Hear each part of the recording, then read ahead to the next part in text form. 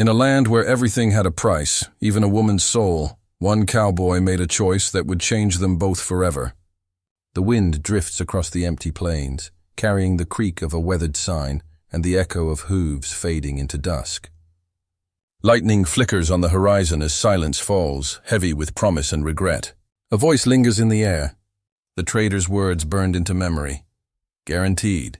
Your money back if she don't please you. But some bargains are written in more than coin. They're paid for in heart and consequence. The day was almost gone when Elias Ward pulled his horse to a halt outside the Las Piedras trading post. That crumbling plank building crouched low beneath a wide New Mexico sky. Wind dragged across the yard, lifting dust and paper like ghosts with nowhere to go. The air tasted of iron and tobacco, the smell of men who had seen too much and remembered too little. Elias swung down from the saddle, his boots sinking into the soft dust, and led his horse toward the hitching post. He hadn't come for company or for goods. He'd come because something in him, half mercy and half weariness, wouldn't let him ride on. The trader, a man with tobacco-stained teeth and a scar curling down his neck, was laughing when Elias stepped through the doorway.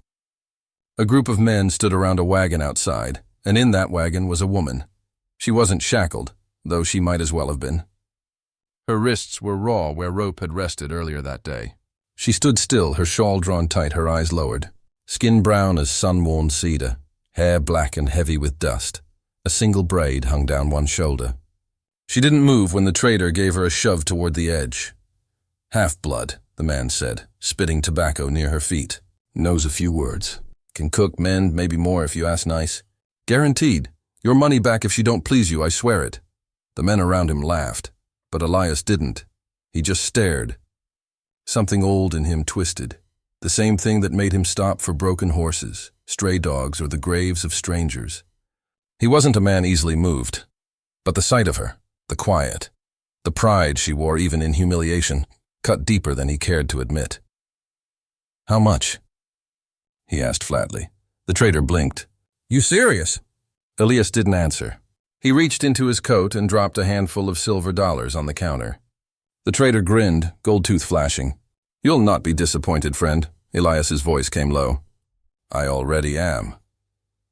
When he led her out, the laughter followed them like dust on their boots. They rode west through open country, where the earth stretched forever, and the sky burned red above the mesas. She sat behind him on the horse, silent, steady, her hands barely touching his coat. The wind tugged at her braid, and every now and then she looked back, as if measuring how far she'd been taken from whatever place she once belonged. Elias tried not to think about it. He told himself he was doing her a kindness, that she'd be safer out on his land than among men who saw her as property. But in the hollow of his chest, something whispered that he'd done this for himself, too. That loneliness had finally turned to something close to madness.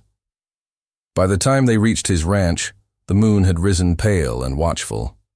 The gate leaned, the fences were half fallen, and the windmill creaked in slow circles like an old man's sigh.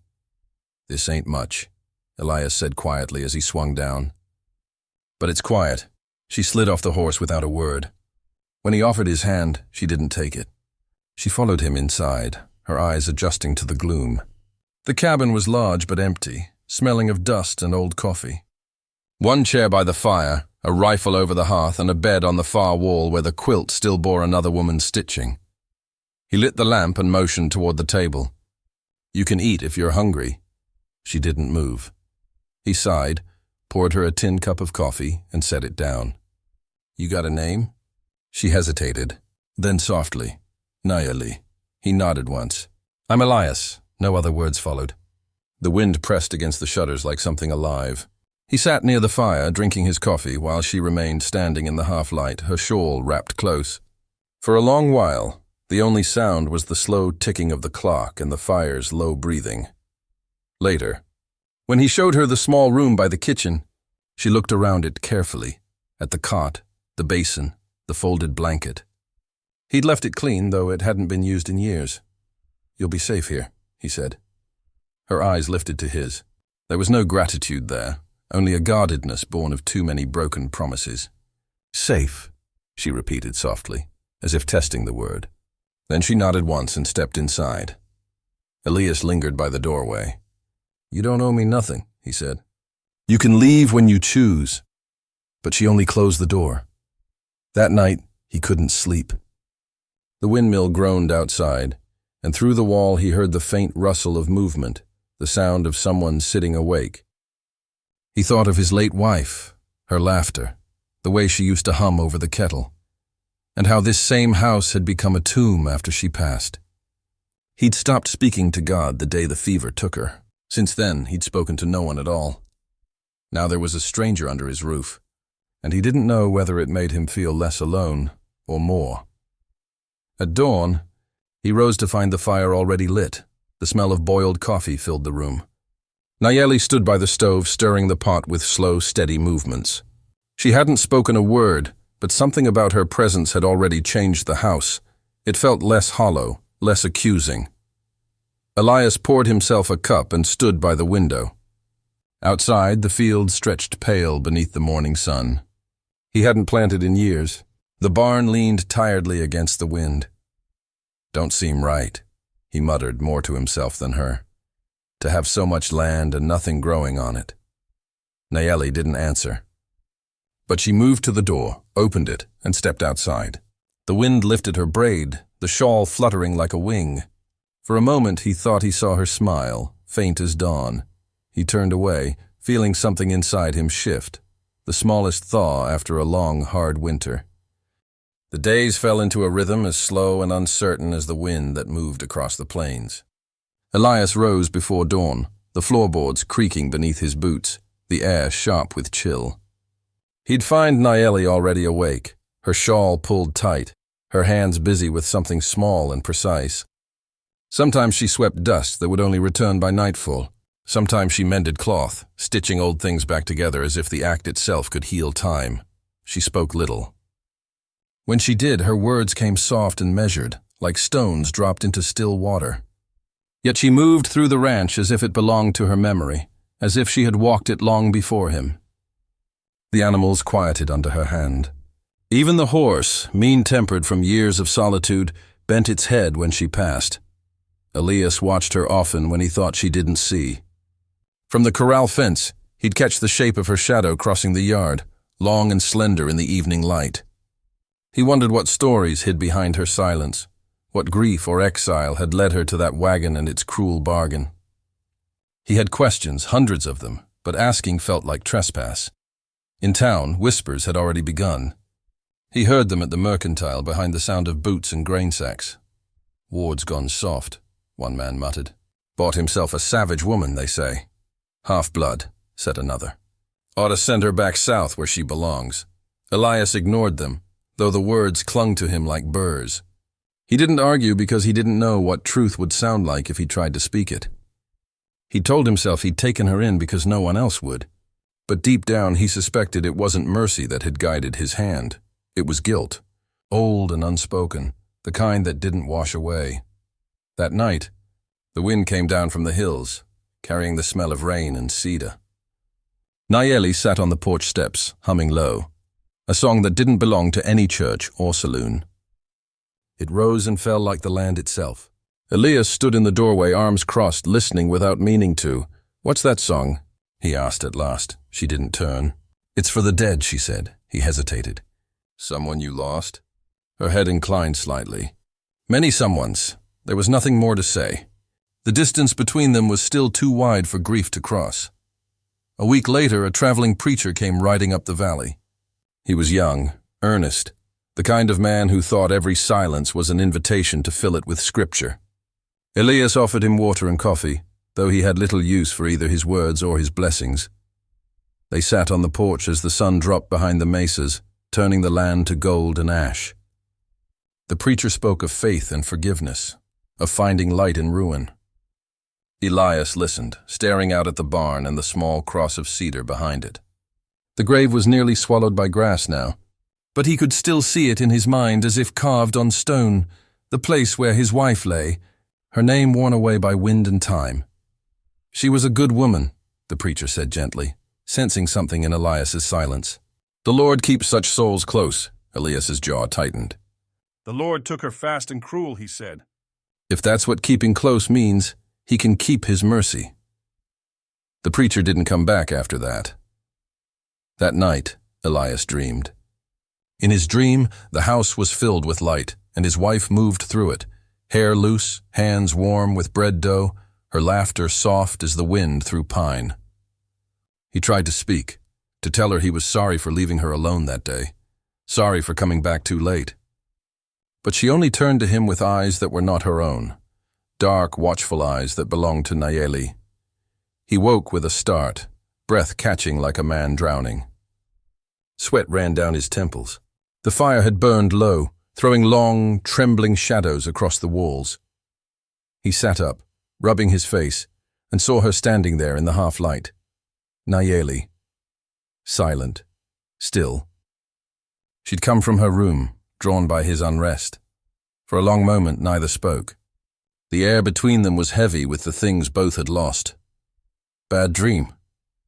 she asked finally. Her voice was quiet, steady. He nodded. "I saw someone I used to know." "The dead?" He hesitated.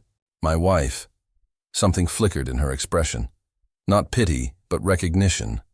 She took a step closer, the light catching the loose braid at her shoulder. "The dead," she said softly. "Do not want us to keep dying with them." Her words hung in the room like smoke, gentle but impossible to ignore. Elias looked away, ashamed by how much they struck him. All his life, he'd held on to sorrow as if it were a duty, a kind of penance for what he couldn't change. Yet here was this woman, sold, abandoned, scarred by the cruelty of others, telling him that even the dead did not demand such punishment. She turned to go, but before she reached the door, he found his voice. "I'm sorry," he said quietly. "For what the world's done to you." Nayeli paused. "We all have our ghosts," she said. "Yours wear wedding rings. Mine wear uniforms." Then she was gone, her footsteps light as wind on dust. Later, long after the fire died, Elias sat alone at the table, running his calloused thumb along the rim of his coffee cup. The silence of the ranch pressed around him, deep and endless. He thought about the grave behind the barn, the cedar cross leaning with the years, the promise he'd made to never let another soul suffer under his watch, and how he'd failed even himself. Now this woman lived under his roof, stirring life back into dead corners of the house he thought had forgotten warmth. He didn't understand it, didn't trust it, but he felt it all the same. Out in the dark, a coyote cried, thin and mournful. Elias rose, went to the door, and looked out across the fields. He could see the faint glow from Nayeli's room, a single lamp burning against the night. For the first time in years, he didn't feel entirely alone.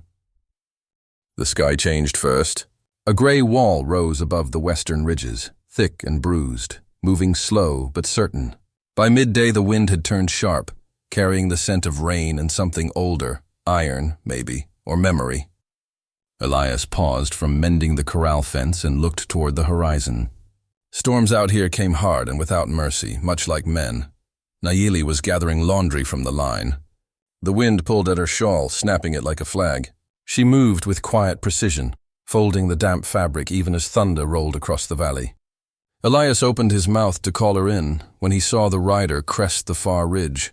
A lone figure on a dark horse, black hat pulled low, coat flapping like wings. The sight made something cold stir in his chest. He knew that shape. By the time the rider reached the yard, dust and rain were swirling together. The man swung down easy, boots striking the mud with the confidence of someone used to being feared. His eyes were pale, his beard peppered with gray, but the smirk was the same. "Been a long time, Ward," he said. Elias straightened slowly. "Too long, Hollis." Nayeli stopped beside the porch, her gaze flicking between them. She could feel the air tighten, heavy as the storm above. Hollis McGraw, a name Elias had buried along with the rest of his youth. Once they'd ridden together, cowhands turned drifters, drifters turned trouble. The last time they met, blood had soaked the floor of a saloon in Tucson, and a woman had died trying to stop them. "What brings you here?" Elias asked, voice low. Hollis shrugged, rain dripping from his hat brim. Debt? Land? Maybe just the pleasure of seeing how age has been treating you. His grin widened. Heard you bought yourself a woman. Thought I'd see what a man like you's fallen to. Elias's jaw tightened. You best turn around, Hollis. Ain't nothing here for you. Oh, I think there is. Hollis stepped closer, boots squelching in the mud. You still got that guilt weighing you down? You remember that night in Tucson? The one you ran from? You left me with her blood on my hands. Lightning split the sky and thunder cracked so loud it shook the porch boards. Nayeli didn't move. She stood in the doorway, her hands gripping the shawl around her shoulders, eyes unreadable. Elias felt the old anger rising, slow, dark, and familiar. You're drunk, he said. Ain't no sense talking ghosts. Hollis's hand dropped to his revolver. Ghosts don't forget, Ward. Rain came then, hard, blinding.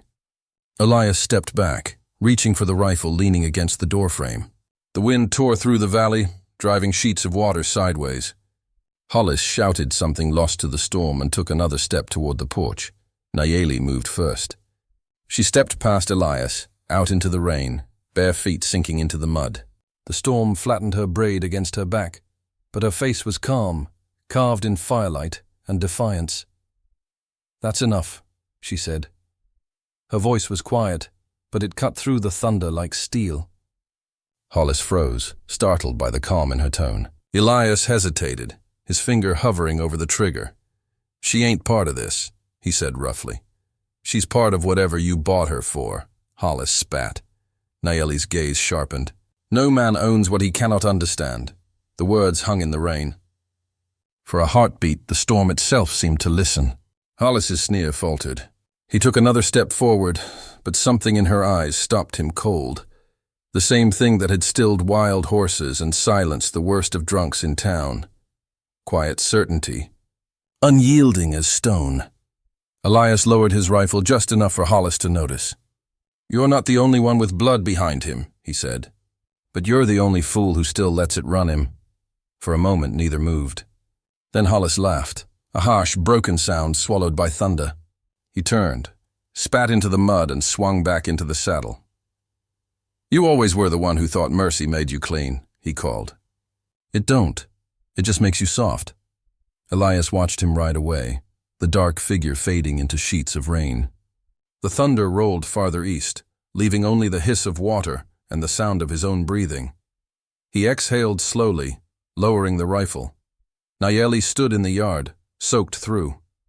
Her braid clung to her back, her shawl heavy with rain. Yet her posture didn't falter.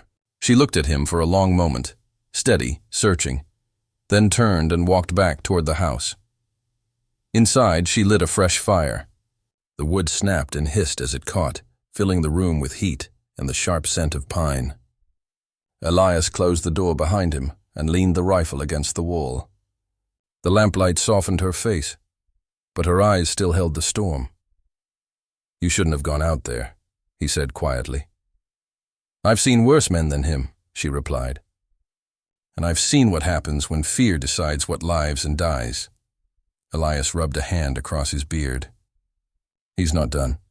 Men like Hollis never are, she met his gaze. Then you should be ready, not with anger, but with truth. He stared at her, uncertain what to make of the calm in her voice. He'd spent years believing strength came from the barrel of a gun, yet standing there, watching the firelight flicker against her skin, he realized she had something he'd never carried, peace within defiance.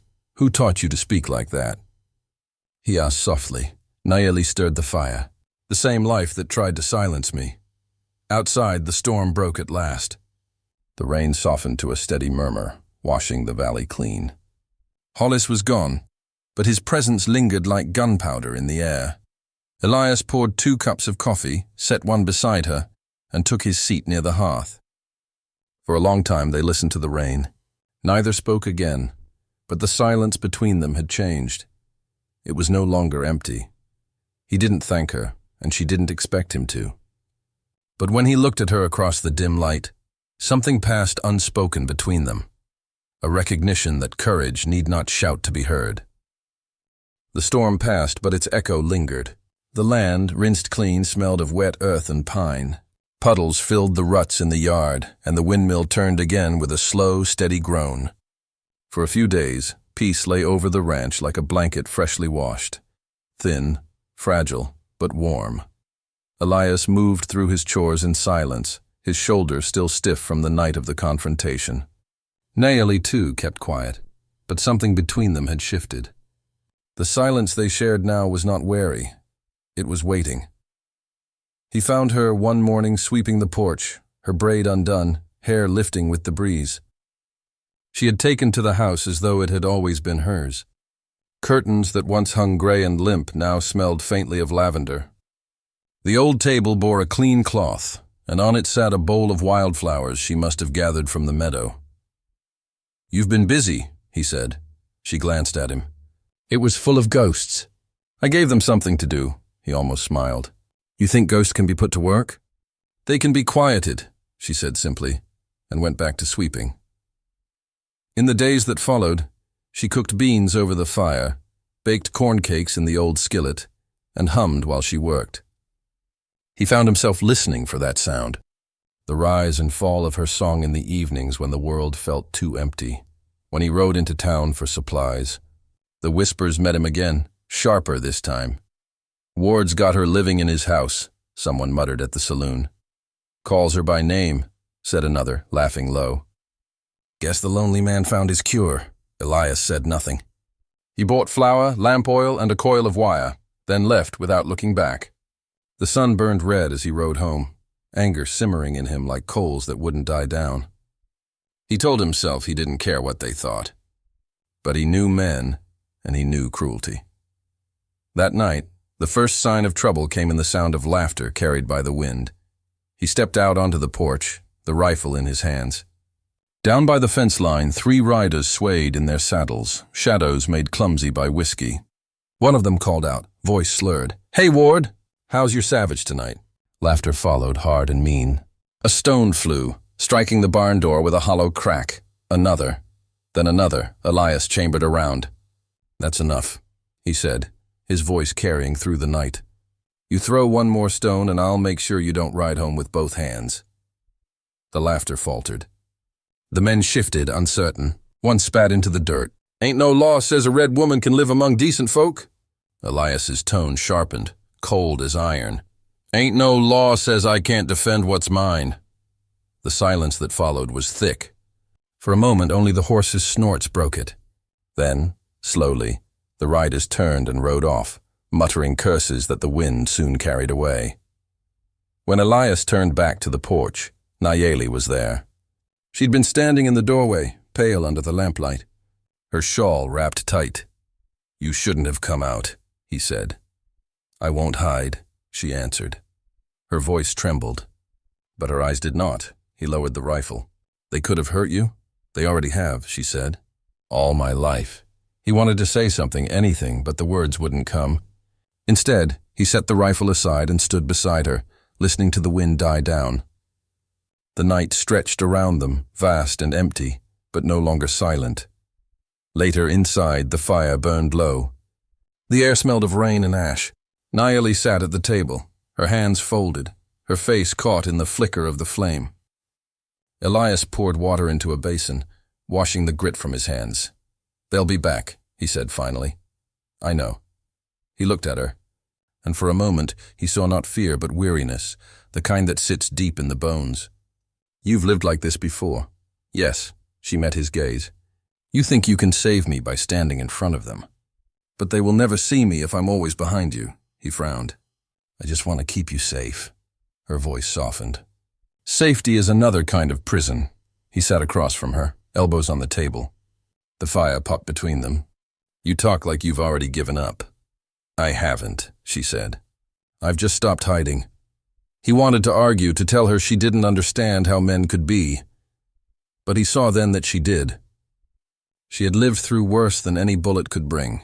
He studied her face, the faint scar across her cheek, the calm in her eyes, the unflinching quiet that filled every space she entered. She reached for the shawl that lay draped over the chair and began to mend a tear with needle and thread. Her hands were steady, her movements careful. Elias watched the small act of repair and realized how much of his life had been spent breaking things. Horses, fences, even himself. She, on the other hand, only mended. "You said once the dead don't want us to die with them," he said after a while. "You think the living do?" Nayeli looked up. "Only those who don't know how to live." Her eyes caught the firelight then, dark and warm, full of something he hadn't seen in years, defiance born from dignity. He rose, took his hat from the peg, and stepped outside for air. The night was cool and the stars were sharp enough to cut. He stood by the porch rail, the rifle leaning nearby, and breathed deep. Somewhere inside him, something long buried shifted again, less like guilt this time, more like awakening. Behind him, the soft sound of her humming reached through the door. A melody without words, but he knew it spoke of endurance. When he came back in, she'd fallen asleep in the chair, her mending still in her lap, the shawl draped around her shoulders. He lifted it gently and laid it across her arms. For a moment he just stood there, the firelight flickering across her face. It struck him then, the truth she'd spoken. He couldn't save her by hiding her. She didn't need a savior. She needed to be seen. And for the first time, Elias Ward saw her completely. Not as a shadow of mercy or guilt, not as a burden or reminder, but as herself. He banked the fire, the flames lowering to embers, and the house settled into quiet. The ghosts that had haunted every corner seemed to draw back, their hold less certain. Outside, the stars kept their watch over the land. Winter came without mercy. The first snow fell in silence, soft as ash, covering the land in a pale shroud. Fences vanished beneath drifts, the creek froze to glass, and the wind carved long moans through the cottonwoods. The ranch became an island of smoke and solitude, its only pulse the faint glow of fire through frosted windows. Inside, Elias and Nayeli moved through the slow rhythm of survival. Mornings began with the sound of the stove door creaking open, the crackle of kindling, the bitter scent of coffee on the boil. Evenings ended with quiet, 2 chairs by the hearth, shadows dancing on the walls, breath turning faintly to mist. They spoke little, but silence no longer frightened them. It had changed, softened, become a space where memory and meaning could breathe. One night, as snow fell heavy outside, Nayeli sat on the floor near the fire, braiding her hair. The strands caught the light, dark, shining, alive. Elias watched from his chair, hands wrapped around a tin mug. He'd seen women braid their hair before, his mother, his wife. But there was something in this moment that reached deeper than habit. It was ceremony. The way her fingers worked spoke of patience, of survival stitched into every movement. "You do that every night," he said quietly. She nodded. "It keeps the past from tangling in it." He smiled faintly. "Does it work?" "Some nights." He wanted to ask what she braided into those strands. Grief, maybe, or names she could no longer speak. But he stayed silent. The fire popped. Outside, the wind carried snow against the window like whispers trying to get in. Later, when she rose to fetch more wood, the shawl around her shoulders slipped. Elias noticed her shiver and stood. "Here," he murmured, stepping forward. He reached to fix the shawl, wrapping it back around her with careful hands. She froze for a breath, then allowed it. His fingers brushed her arm. Warmth sparked, not fire, not desire, but something older, something that had been waiting in the dark for years. She met his gaze, and for a moment the room held its breath. Then she turned away, wordless, and the moment passed, but its echo stayed between them. The days that followed grew colder. The barn groaned under the weight of snow. Elias worked from dawn till dusk, chopping wood, clearing paths, mending what he could. Nayeli kept the hearth alive and the coffee hot. They lived like 2 souls stitched into the same wind, but the world beyond their valley had not forgotten them. It began with hoofbeats, faint at first, muffled by snow. Then came the voices, men's laughter, the sound of a bottle breaking, and a shout that froze Elias mid-step. He was halfway to the corral when he saw the torches. 3 riders again, faces hidden under scarves, weaving through the snow like wolves. The flames they carried licked the wind, orange against white. "Ward," one bellowed, "still keeping your savage warm?" Elias's blood went cold. He grabbed the rifle from the porch and stepped into the yard. "Go inside," he called to Nayeli, but she didn't move. She stood at the door, her hair loose, the shawl wrapped tight, eyes fixed on the riders. One of the men laughed. "Ain't no law for filth like her." "Maybe fire'll teach you sense." Before Elias could answer, the first torch flew. It arced through the air, landing against the side of the barn. Straw caught. Flames licked upward fast, greedy. Elias fired, a warning shot into the snow. "Leave now, or the next one finds your heart." The riders hesitated, but whiskey makes fools brave. One raised his pistol. The shot cracked the air. Elias felt a sear across his shoulder, stumbled, and dropped to one knee. "Elias!" Nayeli's voice cut through the chaos. He tried to rise, but pain flared white-hot. The barn roared behind him, fire devouring old timber, horses screaming inside. The men advanced, grinning, confident, and then another sound tore through the night. The crack of a rifle, not his own. Nayeli stood on the porch, both hands steady on the stock of Elias's second rifle. The muzzle smoked. Her shot had gone high, straight into the sky, but her voice when she spoke carried the power of every wound she had ever survived. "The next one goes lower." The men froze.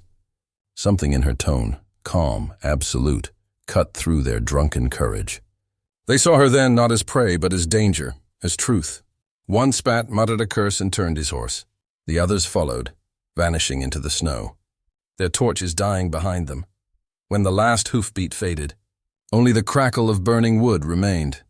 Elias staggered toward the barn, ignoring the pain in his shoulder. The horses! But Nayeli was already there, throwing open the stall doors, leading the terrified animals out through the smoke. Sparks swirled around her, lighting her braid like fire. She coughed but did not falter. Together they freed what they could. The roof collapsed moments later, flames bursting through like a beast unleashed. By the time the fire died, dawn had begun to pale the sky. Smoke curled above the blackened frame of what once was the barn. The snow around them was streaked with ash, melted to gray mud. Elias stood beside her, his shirt bloodied, her shawl singed at the edges. Neither spoke for a long time. Finally, Nayeli said, "They'll come again." He nodded. "Then I'll be ready." She turned to him, eyes searching his face. "We'll be ready," she corrected softly. He looked at her then, not as the woman he'd bought, nor as the one he thought he'd saved, but as his equal in fire and in survival. The weight of everything unsaid hung between them, heavy yet tender. As the sun climbed, they stood shoulder to shoulder, watching smoke drift toward the horizon. It curled and faded into the pale morning sky like the last ghost leaving their land. Elias exhaled, slow and deep. "You didn't have to take that shot." Nayeli's lips curved faintly. "I did. You'd have done the same for me."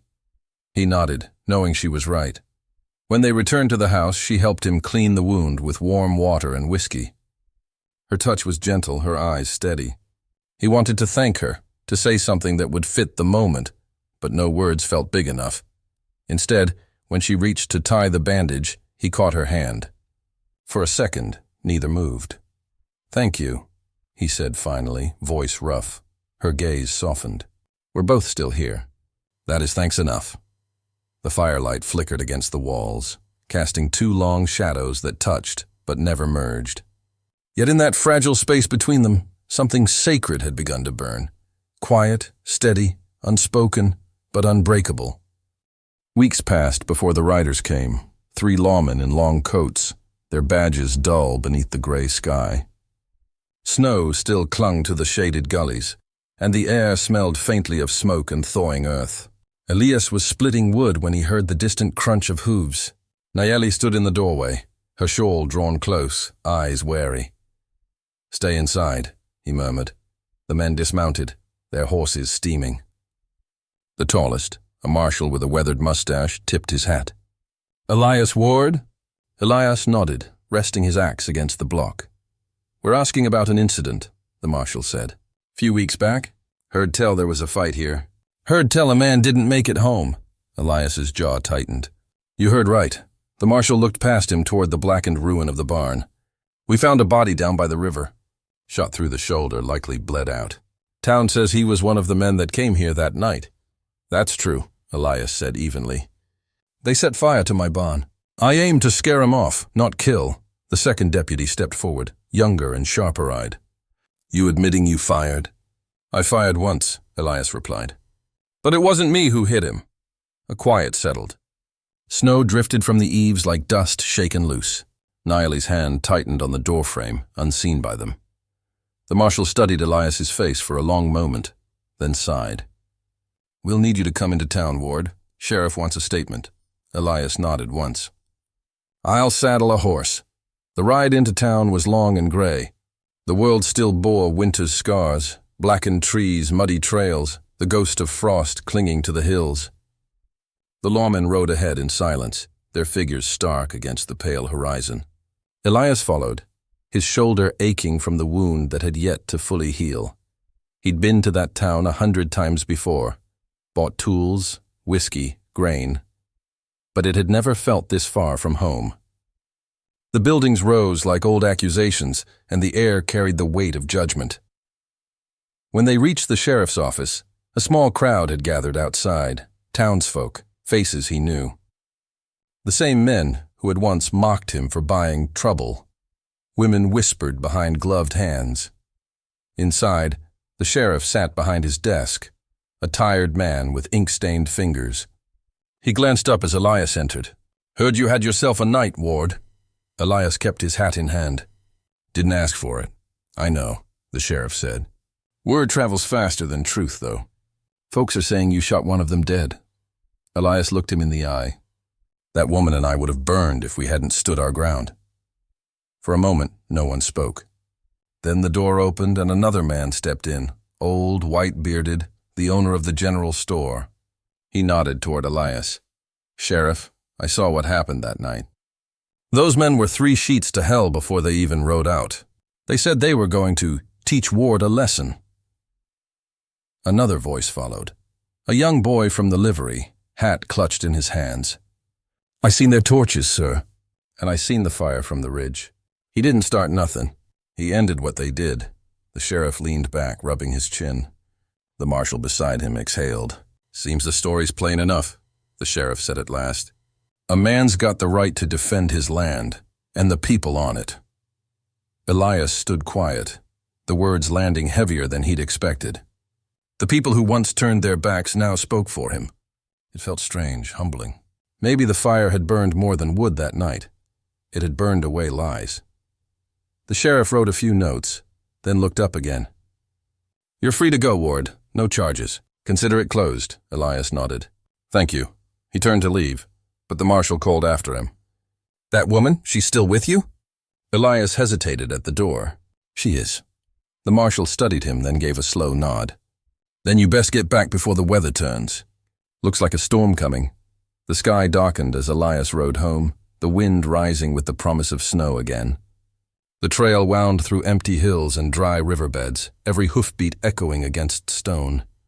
He thought of all the words that hadn't been spoken, about guilt and loss, and how mercy sometimes comes wearing the face of a stranger. When he crested the last hill, he saw the ranch below, small against the vastness, smoke rising thin and blue from the chimney. Home. He dismounted near the gate and led his horse the rest of the way.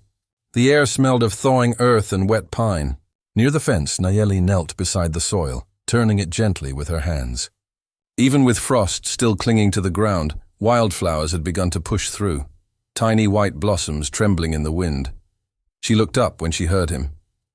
For a heartbeat, neither spoke. Then she smiled, a faint, real smile that reached her eyes. You came back, she said softly. I told you I would. He set his hat on the post, came to stand beside her. Together they looked down at the flowers, the first color in a long winter. Did they ask about me? She asked after a while. They did. And what did you say? That you were the reason I'm still here. She lowered her gaze, brushing soil from her palms. Then they'll call you a fool again. Let 'em, he said with a quiet smile. I've been called worse. As the sun sank behind the hills, they worked side by side. Elias mended a broken fence rail while Nayeli gathered brush for the fire. The world felt changed, though nothing looked different. The land was still hard, the wind still cold, but the silence was no longer lonely. When the work was done, they sat on the porch, sharing coffee gone lukewarm. Nayeli began to hum the song he'd heard before, the one that carried the sound of rivers and rain and old memory.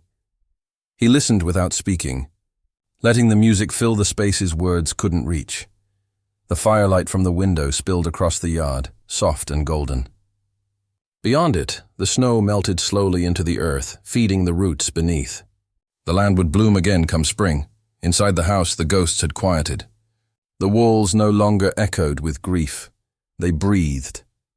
Elias looked over at Nayeli, her face calm in the fading light, and felt the rarest thing a man could feel after all he'd lost. Peace.